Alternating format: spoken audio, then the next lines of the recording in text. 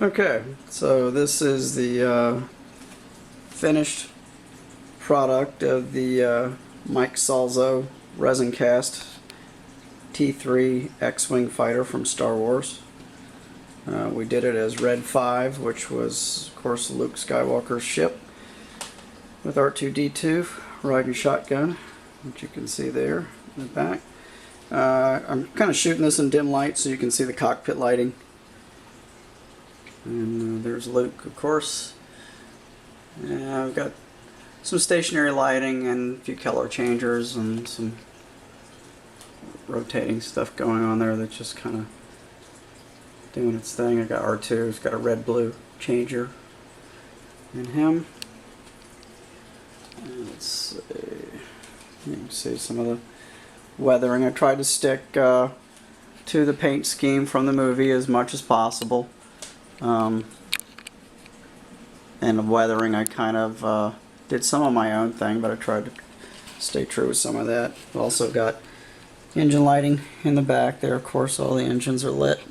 That's the armature going up inside of it there to support the whole thing. This thing is really incredibly heavy, but really nice piece. The laser cannons are removable. They're on magnets, super magnets, so they are removable. So that can be shipped properly without destroying it.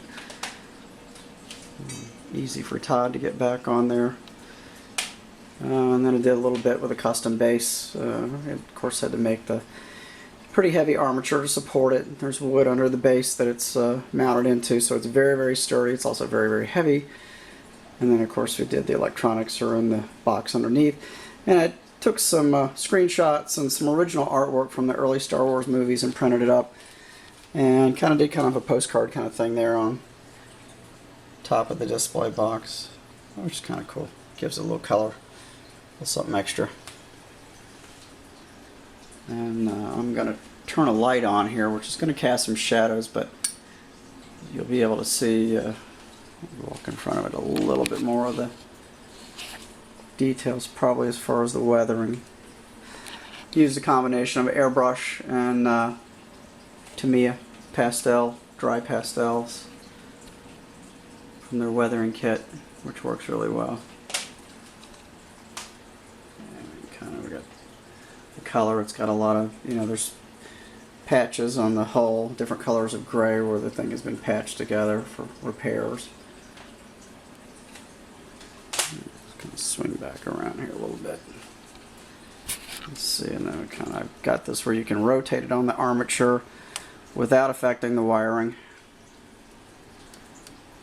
And you kind of see just some mild weathering under the hull as well. I didn't get too crazy. It's got a fair amount of weathering, but I did not want to go overboard. I've seen a few that were just way overboard and are so dark looking when you get carried away with too much weathering. But anyway, that is the finished product, and that is going to go out to Todd this week, hopefully, in a couple of big heavy boxes, and to its new home in the Morton Museum in Indiana.